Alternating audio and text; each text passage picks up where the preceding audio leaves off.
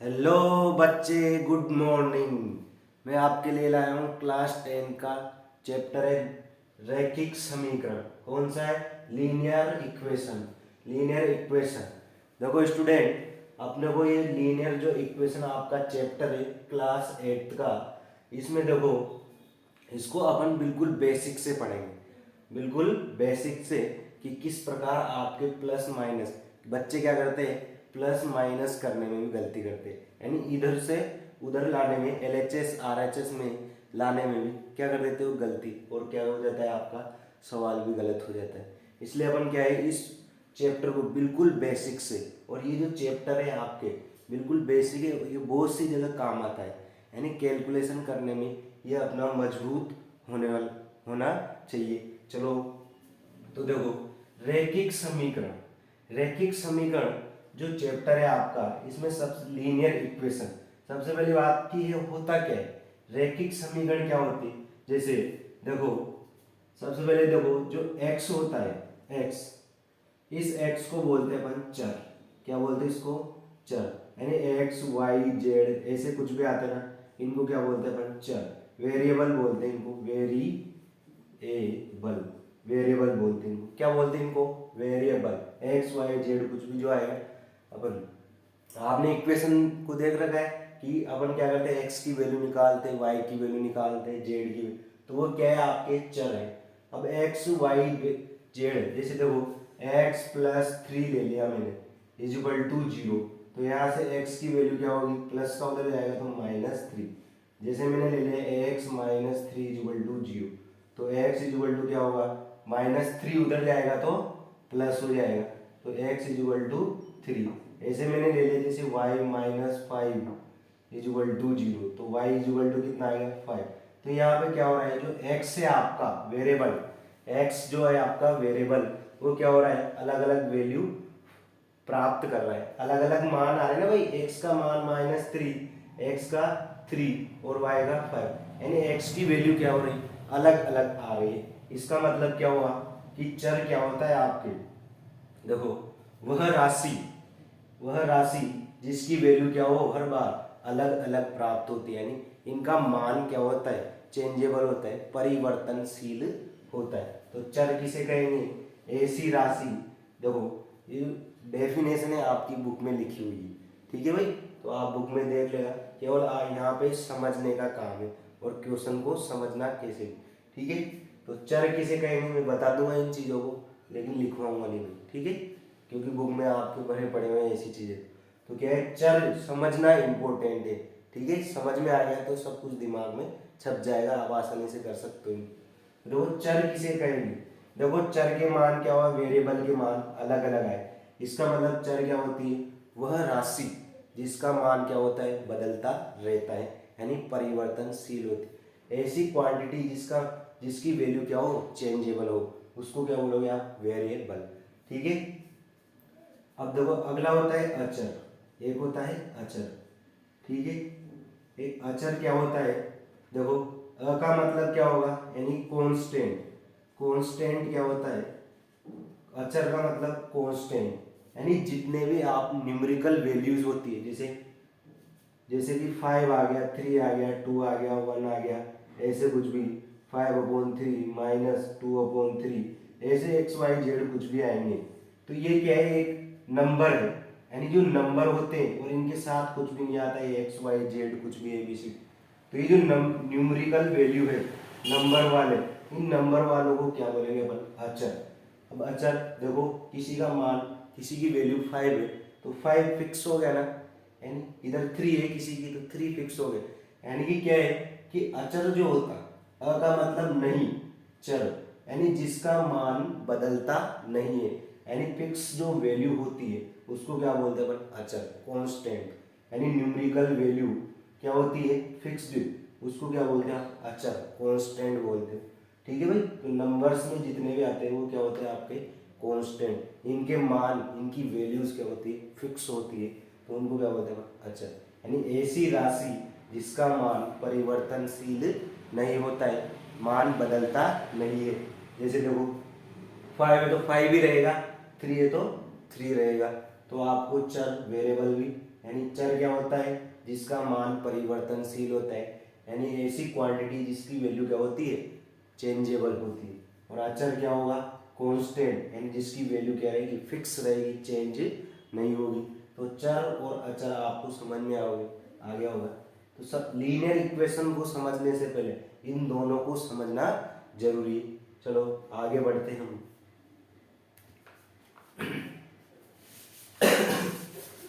देखो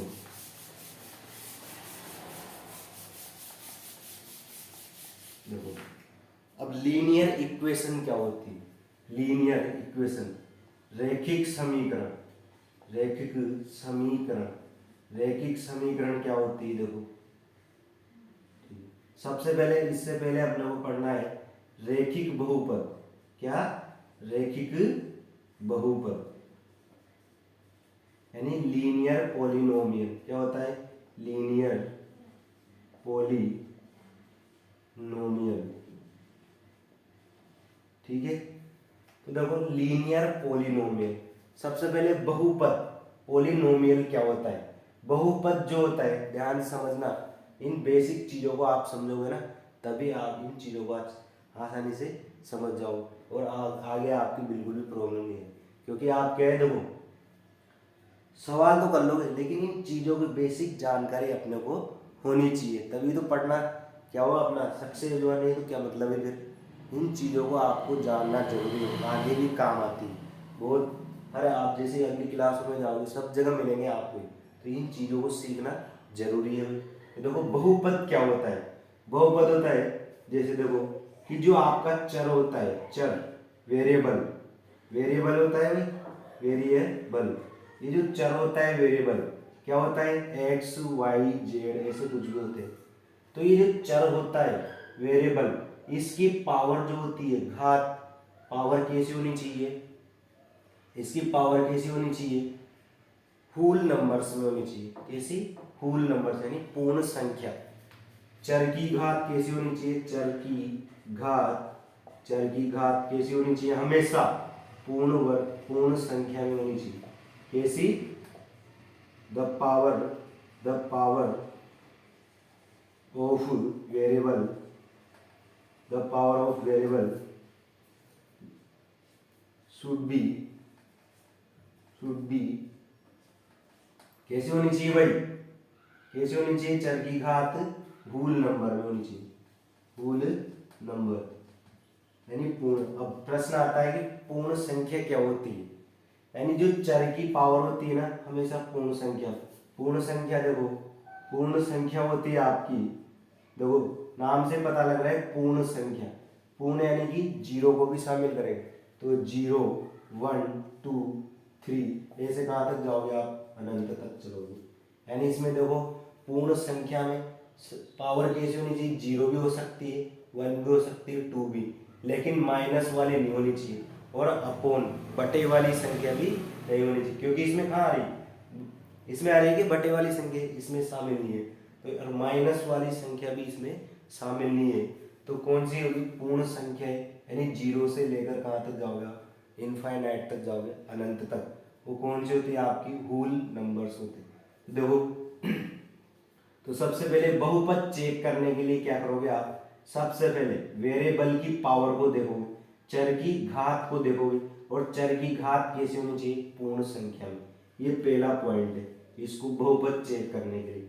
दूसरा पॉइंट है आपके लिए, दूसरा पॉइंट ये है कि कभी भी जो भी आपको बहुपद देगा वह 0 के इक्वल नहीं होनी चाहिए। ठीक है, जैसे मान लो x + 5, अब देखो यहाँ पे चर की घात, चर की घात देखो पूर्ण संख्या में, जैसे x की पावर 2 है +5, क्या ये बहुपद होगा, क्या पॉलिनोमियल होगा। देखो x की पावर क्या है 2, होल नंबर में है, पूर्ण संख्या में है, तो पूर्ण संख्या देखो इसमें मिलती है, क्या मिल रहा है, इसका मतलब ये क्या हुआ, आपका बहुपद हुआ, पॉलिनोमियल हुआ। क्योंकि वेरिएबल की पावर कैसी है, होल नंबर। जैसे मैंने दे दिया आपको x² + 5x + 3, ठीक है। तो देखो यहाँ पे सभी जगह चेक करना है आपको, प्रत्येक टर्म्स में चेक करना है कि वेरिएबल की पावर कितनी है। तो वेरिएबल की पावर 2 है, होल नंबर है, वेरिएबल की पावर कितनी है, 1 है, तो क्या है, होल नंबर है। यहाँ पे वेरिएबल की पावर कितनी है, एक्स की पावर 0, और किसी के भी ऊपर 0 पावर में होती है तो उसका मान कितना होता है, 1 होता है। ठीक है भाई, तो ये क्या है, एक आपका पूरा पॉलिनोमियल। जैसे देखो मैंने दे दिया आपको x, ऐसे √x+3x+5 ऐसे दे दिए, तो क्या ये पॉलिनोमियल होगा, क्या बहुपद है क्या? तो बहुपद के लिए क्या चेक करते हैं अपन, x की पावर वेरिएबल की पावर कैसी है भाई? देखो इस रूट का मतलब क्या होता है, इस रूट का मतलब होता है आपके ऊपर 1/2 लगा हुआ है। इसका मतलब क्या होता है, इस टॉपिक का मतलब स्केप का x के ऊपर 1/2। अब देखो क्या वेरिएबल की पावर 1/2 इसमें मिलते हैं क्या आपके? नहीं, तो इसका मतलब ये क्या है, आपका पॉलिनोमियल नहीं है, बहुपद नहीं है। तो ये चीजें आपको समझ में आई। अगला देखो सेकंड पॉइंट, कभी भी बहुपद का मान, ये जो x+5 है, ये बहुपद अगर 0 के इक्वल कर दिया तो ये क्या है आपका, ये बहुपद नहीं रहेगा। यानी ऐसी इक्वेशन आ गई तो ये क्या है, बहुपद नहीं है। ये किसमें बदल गया, ये समीकरण बन गया भाई। जब भी आप बहुपद को 0 के इक्वल कर देते हो तो ये क्या बन जाता है, समीकरण। यानी कि x+5 तो क्या है आपका, बहुपद है, क्या है, बहुपद। लेकिन जैसे आपने इसको 0 के इक्वल कर दिया तो ये किसमें बदल गया, समीकरण। ठीक है, तो x+5 बहुपद है, यानी 0 के इक्वल नहीं होना चाहिए बहुपद कभी। तो 0 के इक्वल हो गया तो क्या बन जाएगी, इक्वेशन। तो ये बेसिक नॉलेज है जो मैंने आपको बताई, ये सभी बच्चों को आनी चाहिए, क्योंकि इस टॉपिक को स्टार्ट करने से और आपका बेसिक ही क्लियर नहीं है और आप सवालों को कर रहे हो, क्या मतलब है? इसलिए बेसिक पूरा मजबूत होना चाहिए। तो आई होप ये आपको समझ में आया हो। चलो अब अपन क्वेश्चन करते हैं। देखो भाई, ठीक है, ये हो गया, बिठा देता हूँ उनको।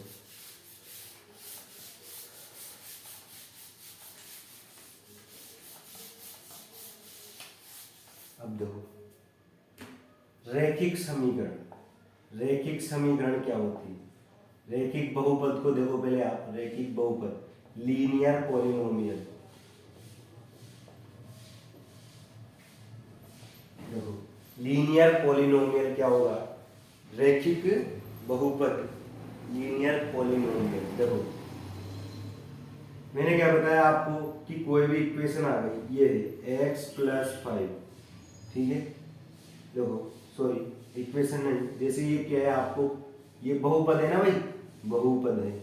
ठीक है, सबसे पहले आपको बहुपद चेक करना है कि ये बहुपद है कि नहीं है। देखो x+5 दे रखा है, ठीक है, इसको px से बोलते हैं, px पॉलिनोमियल ऑफ x, जैसे ये दे दिया। तो सबसे पहले चेक करो कि क्या ये बहुपद है, क्या पॉलिनोमियल है।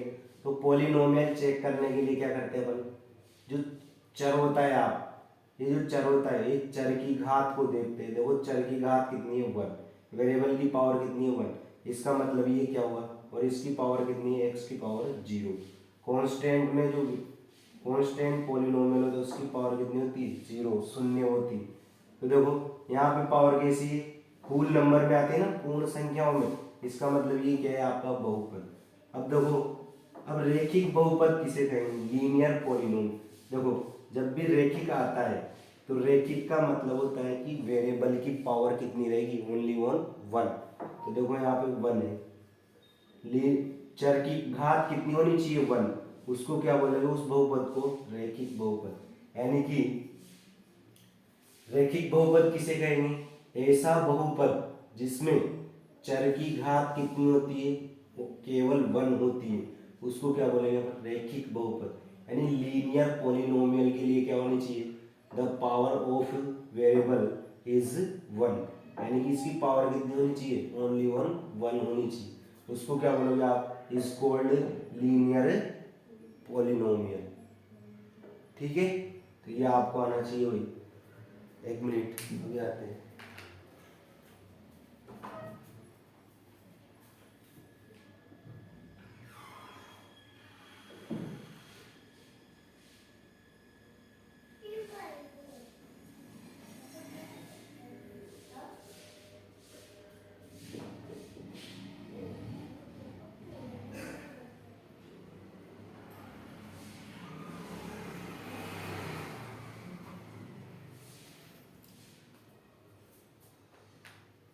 तो देखो भाई पी एक्स बराबर x plus one x plus five.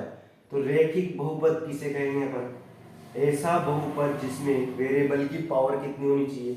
One होनी चाहिए, उसको क्या बोलेगा? रैखिक बहुपद। और रैखिक समीकरण क्या हो जाए?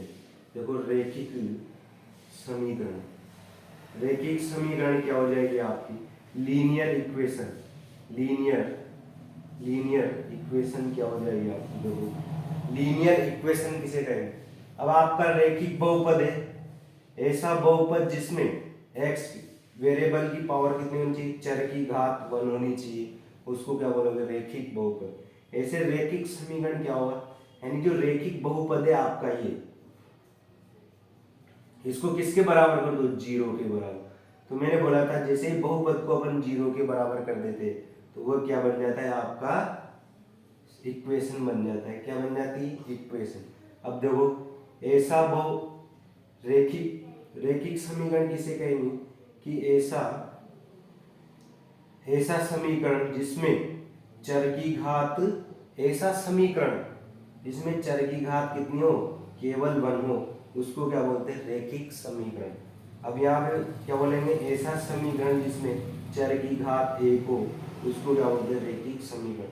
इसमें वेरिएबल की पावर कितनी होनी चाहिए? ऐसी सच इक्वेशन इसमें power of a variable is only one होनी चाहिए, उसको क्या बोलोगे आप? Is called linear equation. ठीक है भाई। जैसे y प्लस फाइव आ गया equal to zero, Z minus three equal to zero, ठीक है, t plus five equal to zero. तो ये सब क्या है आपकी? देखो इसमें वेरिएबल की पावर कितनी? One one. तो ये क्या हो जाएगी आपकी? Linear equation. आई होप ये अच्छे से समझ में आया होगा आपको। ठीक है, अब अपन इन पे आधारित प्रश्न करते हुए, ये बिल्कुल बेसिक है जो आपको जानकारी होनी चाहिए। चलो आगे बढ़ते हुए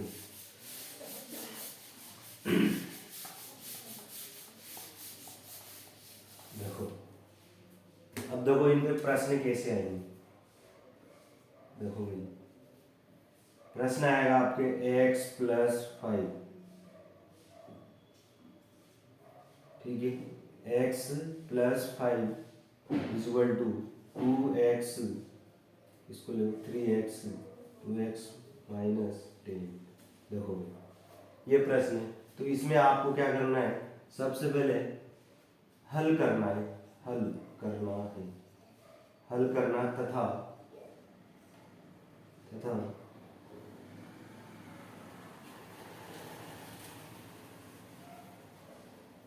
हल करना है। ठीक है, हल करना है। देखो कैसे करोगे आप? थ्री एक्स प्लस फाइव, ठीक है, ऐसा करो। सॉल्यूशन देखो आप इसका, देखो भाई थ्री एक्स, ठीक है। अब x को क्या करेंगे? x वाले पद को x की तरफ लाओ, तो प्लस के टू एक्स आएंगे, तो इधर आएंगे तो कैसे हो जाएंगे? माइनस टू एक्स इक्वल बराबर, इधर कौन है? माइनस दस। अब संख्या है तो संख्या को संख्या की तरफ, प्लस के पांच इधर आएंगे तो माइनस पांच।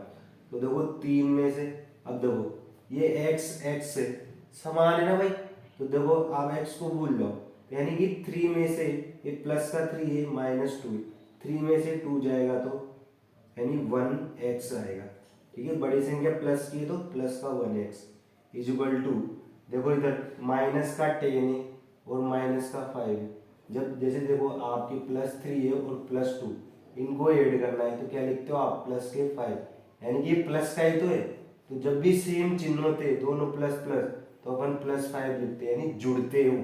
ऐसे यहाँ पे आपके माइनस टेन आ गया और माइनस फाइव आ गया, तो ये क्या होंगे? आपस में जुड़ेंगे हमेशा। ठीक है, कितने हो गए? 15। लेकिन देखो दोनों के पास प्लस था तो आपने प्लस किया, अब दोनों के पास कैसा है? माइनस, तो क्या करोगे आप? माइनस। तो जब भी सेम चिन्ह के आएंगे तो जुड़ते हैं और उनका साइन भी साथ में आता है। ठीक है भाई, तो कितने हो जाएंगे? माइनस के 15 हो जाएंगे।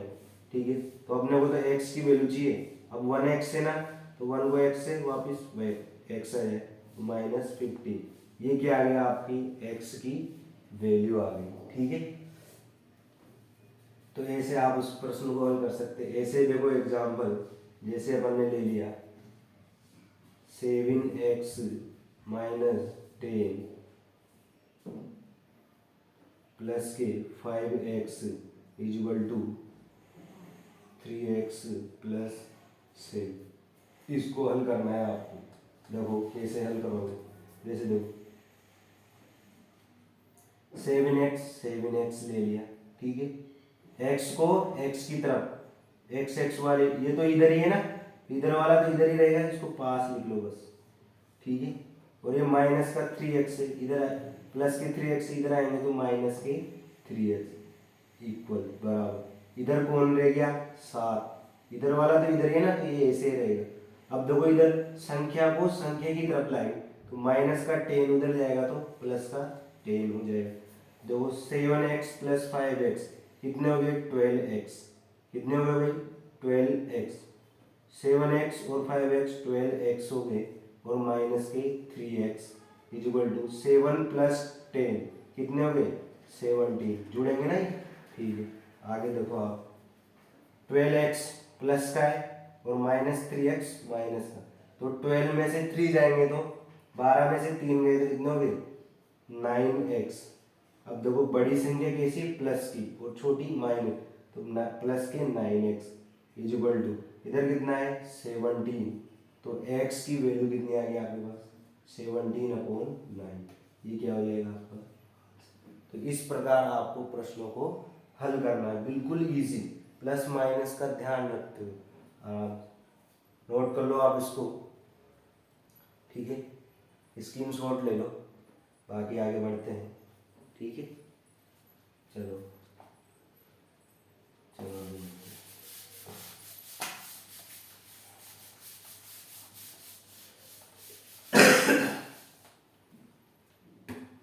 देखो अगला क्वेश्चन देखो, एग्जाम्पल देखो, एक तो ऐसे नॉर्मली आते हैं, और अगला कैसा है, जैसे देखो आपको दे दिया 2x minus X plus 3 equal to minus 2x minus 2 minus 3x minus 5, ऐसे दे दिया आपको, और आपको यहाँ से x का मान निकालना है, ठीक है। ये दे रखा है आपको और x की वैल्यू फाइंड करनी है, तो देखो कैसे। सबसे पहले देखो ये जो 2 है x प्लस 3, ये पूरे ब्रैकेट से क्या है मल्टीप्लाई है, ये 2 क्या है इस पूरे ब्रैकेट से मल्टीप्लाई, इसका मतलब 2 को क्या करना पड़ेगा आपको x से भी मल्टीप्लाई करना पड़ेगा और 3 से, यानी x से भी गुणा करना पड़ेगा और 3 से भी, तो गुणा कर दो आप।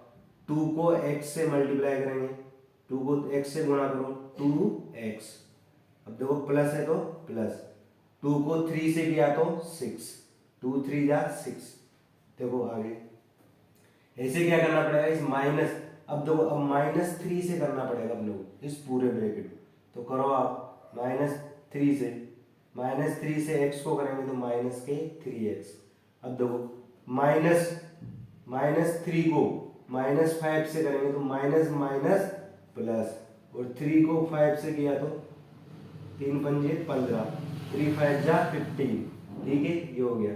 अब देखो आगे, अब क्या करेंगे समान जाति के जो लोग हैं उनको साथ रखेंगे ना भाई, x वाले को x की तरफ ले आओ, 2x इधर है यही है, तो ये माइनस का 3x इधर आएगा तो क्या हो जाएगा प्लस के 3x हो जाएगा इक्वल टू, देखो अब इधर कौन है इधर ये है, तो ये इधर ही है ना, तो ऐसा कैसे रख दो 15 प्लस का, अभी प्लस के 6 उधर जाएंगे तो माइनस के 6, यानी x वाले को x की तरफ, उन नंबर्स को नंबर्स की तरफ। अब दोनों देखो प्लस के 2x प्लस 3x जुड़ेंगे 5x इक्वल टू 15 में से माइनस 6 करो, प्लस के 15 है और एक क्या है माइनस के से, तो घटेंगे 15 में से 6 गए तो कितने बचेंगे 15 में से 6 9 बच जाएंगे। तो देखो x चाहिए तुम्हें, तो x की वैल्यू निकालनी, तो x को ये लेने दो, इसको पकड़ लो, तो 5 क्या है गुणा में, तो गुणा का कहाँ जाएगा भाग में, तो 9/5, ये क्या हो जाएगा आपकी x की वैल्यू, ये विल बी करेक्ट आंसर। ऐसे आपको प्रश्नों को हल करना है, आई होप भी अच्छे से समझ में आया होगा, ठीक है। चलो यानी जो ब्रैकेट के बाहर होता है ना पूरे ब्रैकेट से मल्टीप्लाई होगा, और जैसा चिन्ह ना वो साथ में मल्टीप्लाई होगा। ठीक है, चलो इसको नोट कर लीजिए आप, स्क्रीनशॉट ले लो आप। ठीक है भाई, चलो आगे बढ़ते हैं। मैं चाहता हूँ कि भाई आपको ज़्यादा से ज़्यादा प्रश्न बता सकूँ यहाँ पर, क्वेश्चन सोल्व। ठीक है, आप स्क्रीनशॉट ले लिया करो, है ना भाई। चलो आगे बढ़ते हैं।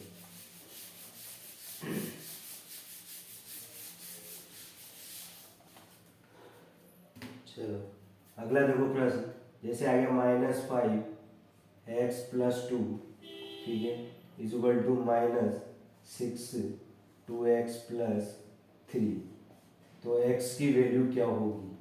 ठीक है भाई, देखो इसको हल करो आप। देखो कैसे करेंगे, देखो अब देखो यहाँ पे -5 है, तो -5 क्या होगा, इस पूरे ब्रैकेट से मल्टीप्लाई कर दो आप।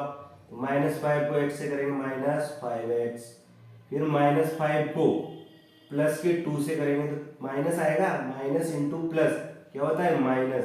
5 को 2 से किया 10 इक्वल टू -6 को पूरे ब्रैकेट से करेंगे तो -6 को 2x से करो तो 6 दूनी 12x, लेकिन माइनस आ रहा है तो माइनस, फिर माइनस को प्लस से किया माइनस, 6 3 18, 6 3 जा 18 हो जाएगी। ठीक है सर, अब क्या करेंगे अपन, x वालों को x की तरफ और संख्या को संख्या की तरफ, नंबर्स को नंबर। इधर देखो माइनस के 5x है और इधर कितने -12x, इधर लाएंगे इसको तो माइनस का इधर आएगा तो प्लस का 12x। ठीक है, इक्वल टू देखो इधर कौन रह गया -18 और ये माइनस का 10 उधर जाएगा तो प्लस के 10 हो जाएगा। देखो अब देखो बड़ी संख्या कैसी प्लस के 12 और छोटी संख्या कैसी माइनस की, तो एक प्लस का है और एक माइनस का, तो घटेंगे नहीं माइनस होंगे, तो 12 में से 5 गए तो कितने 7x। बड़ी संख्या प्लस की है इसलिए प्लस के बचेंगे, जो बड़ी संख्या होती है ना जैसे चिन्ह वो वाला लिखते हैं। ठीक है, इक्वल टू देखो माइनस का 18 और प्लस का 10, एक माइनस का है और एक प्लस का, तो घटेंगे 18 में से 10 गए तो माइनस का 8। क्यों माइनस क्यों लिखा मैंने, क्योंकि बड़ी संख्या कैसी माइनस की। अब अपने को क्या चाहिए x चाहिए, तो x इक्वल टू माइनस का 8 अपोन में ये गुणा का कहा जाएगा भाग, मल्टीप्लाई का कहाँ पे जाता है डिवीजन, तो x की वैल्यू आ गई आपकी -8/7। तो आई होप आपको ये प्रश्न समझ में आया होगा। ठीक है, नोट कर लीजिए आप इसको। ठीक है भाई, यानी जो बाहर रहेगा ना ब्रैकेट ये माइनस का ध्यान रखना है आपको, पूरे से मल्टीप्लाई होगा। ठीक है भाई, चलो आगे बढ़ते, अगला टाइप पढ़ते इसका, फ्रैक्शन के रूप में आ जाए। ठीक है भाई, फ्रैक्शन के रूप में, तो वो फ्रैक्शन की फॉर्म में कैसे आएगा जैसे आपको दे दिया x/3 minus 2x/6 equal to 10 ऐसे दे दिया। ठीक है भाई, देखो इसको कैसे करोगे आप, सबसे पहले क्या करोगे एलसीएम लो आप। 3 और 6 का एलसीएम क्या आएगा, देखो 3, 6 एलसीएम आपको लेना आना चाहिए भाई। 3, 6 का देखो सबसे पहले सबसे छोटी संख्या का लगाओ, 1 का 2 का 3 का, 3 का लगाओ 1 बार और 6 में 2 बार, फिर 2 का लगाओ 1, 1 जब तक 1 1 नहीं आता अपन लगाते हैं। देखो 3 2 जा 3 इंटू 2 को करो कितना हो गया 6, तो एलसीएम कितना आएगा भाई इसका 6 आएगा। ठीक है, तो 6 ले लिया एलसीएम। अब देखो जो ऊपर जो संख्या होती है उसको लिखो आप x इंटू 3 का, अब इसकी जो नीचे वाली संख्या है ना इसका भाग लगाओ इसमें डिवीजन में। 3 का 6 में कितनी बार जाता है 2 3 6, तो 2 आएगा, 2 3 जा 6 तो 2, फिर माइनस जैसा चिन्ह वैसा। अब किसको लिखोगे 2x को लिखो आप इंटू, अब 6 का 6 में कितनी बार जाता है 1 बार, 6 1 जा 6 ऐसे रखना है आप। देखो 2 को x से मल्टीप्लाई करना है, गुणा करो 2x माइनस 2x को 1 से करेंगे तो 2x ही आएगा, अपोन में देखो कितना हो जाएगा, इधर देखो इधर 10 चल रहा है ना 10। ठीक है, तो 2x माइनस 2x इधर कितना है नीचे अपोन में 6 इक्वल टू 10। आगे देखो 2x माइनस 2 में से 2 गए तो कितने बचेंगे भाई 0/6 बराबर 10। ठीक है भाई। तो देखो जीरो में किसी भी संख्या का भाग लगाओ क्या आएगा, जीरो, और इधर कितना है, 10, यानी कि ये क्या बोल रहा है, जीरो इक्वल होता है 10 की, जबकि ये संभव नहीं। इस प्रकार का आएगा प्रश्न, ठीक है भाई। तो ये अपन ने क्या है, कुछ संख्याएं सही नहीं ली, इसलिए नहीं तो एक्स की वैल्यू निकल के आएगी यहाँ, है ना। तो ऐसे प्रश्नों को हल करना है, आप नोट कर लीजिए, स्क्रीनशॉट ले लो आप इसका, ठीक है भाई। आगे बढ़ते हैं अपन, अगला प्रश्न कैसा आएगा।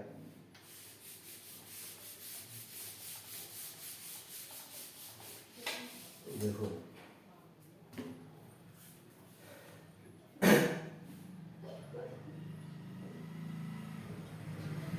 जैसे देखो y अपॉन 2 माइनस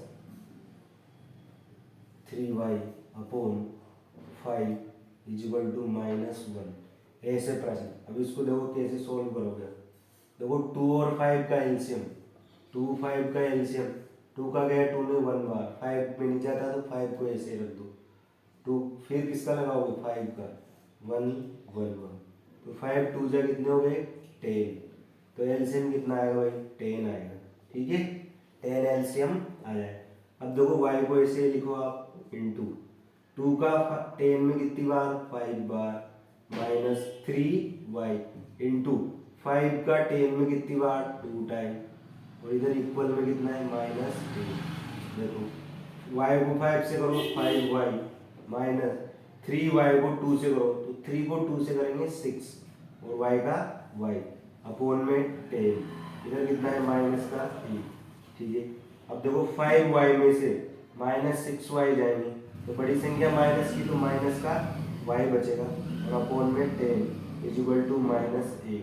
देखो भाई आगे देखो, ये -y यहीं रहने दो, -y यही है, तो ये 10 क्या है, भाग में, बटे में ना, तो बटे का कहाँ जाएगा, गुणा होने, तो -1 इंटू 10 हो जाए, ये भाग का कहाँ पे जाएगा, गुणा में। तो देखो ये माइनस के y इजिकल टू 10 को 1 से करेंगे तो माइनस के 10, माइनस से माइनस कट गया, y इजिकल टू कितना आ गया आपका, 10, ऐसे मान निकलेंगे, ठीक है भाई, ऐसे सॉल्व करना है, ठीक है भाई। आई होप आज का सेशन आपको समझ में आएगी, बातें बताई है मैंने, आपके लिए जो भी बातें बताई वो अच्छे से समझ में आएगी, और जो डेफिनेशन मैंने समझाई है उसको आप बुक से देखना अच्छे से समझ के, फिर कल अपन क्या करेंगे, एक्सरसाइज के क्वेश्चन सोल्व करवाऊंगा, ठीक है।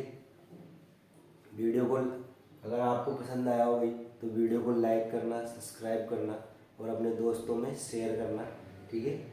आपको मैं एक एक प्रश्न हल करवाऊंगा आपकी एक्सरसाइज की, ठीक है भाई, ठीक है। चलो आज के लिए इतना ही, धन्यवाद।